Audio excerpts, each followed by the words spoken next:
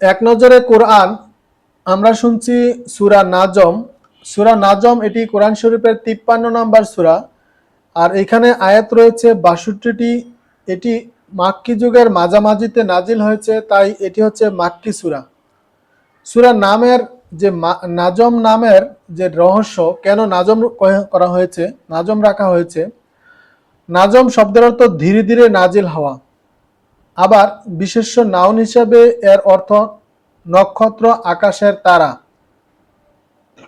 সূরার 1 নম্বর আয়াতে শব্দটি ব্যবহার করা হয়েছে, সেখান থেকে সূরাটির নাম রাখা হয়েছে নাজম।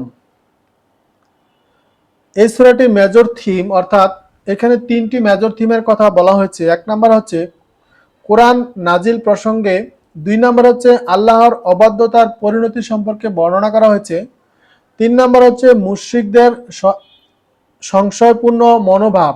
3টি বিষয় কিন্তু এখানে আলোচনা করা হয়েছে।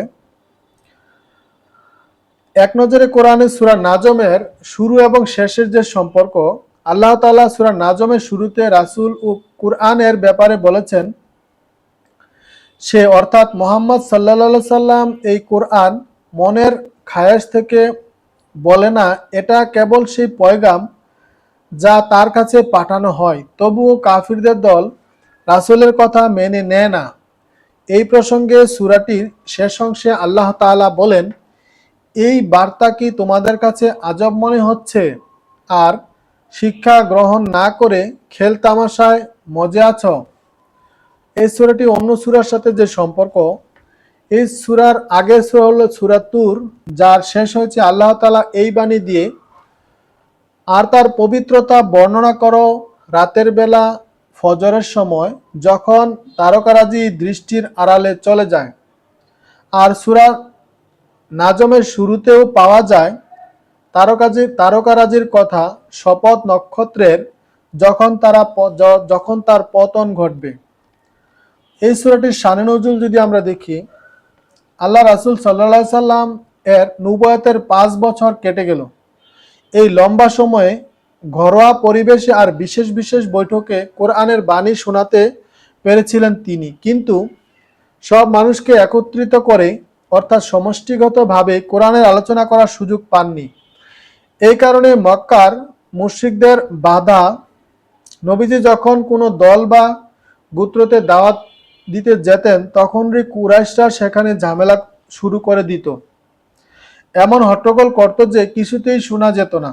রাসূলের ব্যক্তিত্ব ও মানুষের উপর কোরআনের প্রভাব কেমন, তা কুরাইশরা ভালোভাবেই জানত। তাই তারা রাসূলকে পাগল, বিভ্রান্ত, পথভ্রষ্ট ইত্যাদি বলে বেড়াতে লাগলো। ওরা এও দাবি করত এই কোরআন সে নিজে নিজে বানিয়ে বলছে। যাই হোক, সেই বছর একটা সুযোগ এলো, একটি জনসমাবেশে নবীজি বক্তৃতা দেওয়ার সুযোগ পেলেন। এই সমাবেশে মুসলিম, কাফির সব ধরনের মানুষই উপস্থিত ছিল। তিনি এই সূরাটির বক্তব্য আকারে সকলের সামনে পেশ করলেন। এরপর যখন সেজদার আয়াত এলো, তখন সেজদা করলেন। আর তার সাথে সাথে উপস্থিত মুসলিম, কাফির সকলেই একযোগে আল্লাহর উদ্দেশ্যে সেজদায় লুটিয়ে পড়ল। মূলত কাফিরদের এইরকম নানামুখী বিরোধিতার আলোচনা নিয়েই এই সূরাটি নাজিল হয়েছে। ওরা কোরআন ও নবীজির বিষয়ে যে আচরণ ও নীতি অবলম্বন করেছিল, সেই নীতি সমালোচনা ও সেই ব্যাপারে সাবধান করে দেওয়া হয়েছে।